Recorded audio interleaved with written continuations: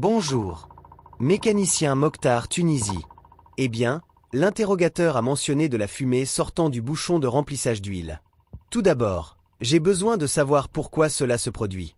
Commençons par les causes courantes. Cela peut être normal lors d'un démarrage à froid lorsqu'il y a de la condensation. Mais si c'est excessif, c'est un problème. Une autre possibilité est l'usure des segments de piston ou des parois du cylindre. En cas d'usure, les gaz de combustion peuvent s'infiltrer dans le carter, provoquant une pression et de la fumée à travers le bouchon d'huile. Les joints de guide de soupape pourraient être un autre problème. Si le problème est résolu, l'huile peut s'infiltrer dans la chambre de combustion et brûler, produisant ainsi de la fumée. Un remplissage excessif de l'huile peut entraîner une augmentation de la pression, forçant la vapeur d'huile à sortir. Une défaillance du joint de culasse est grave. Si le liquide de refroidissement se mélange à l'huile, il peut produire de la fumée blanche. Des problèmes de soupape PCV peuvent également en être la cause.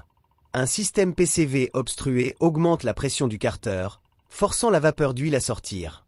Maintenant, que doit faire l'utilisateur? Vérifiez d'abord la soupape PCV.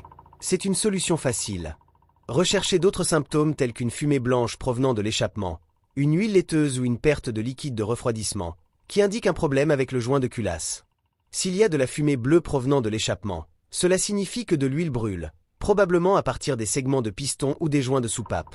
Un test de compression ou un test d'étanchéité peut vérifier l'état de santé du moteur. Assurez-vous également que le niveau d'huile est correct et pas trop élevé. Si le problème persiste, confiez-le à un mécanicien. L'ignorer pourrait entraîner des dommages plus graves au moteur. Résumé des étapes. Vérifiez la soupape de régulation de pression du cylindre. Recherchez d'autres symptômes. Vérifiez le niveau d'huile. Effectuez des tests si possible et consultez un spécialiste si nécessaire.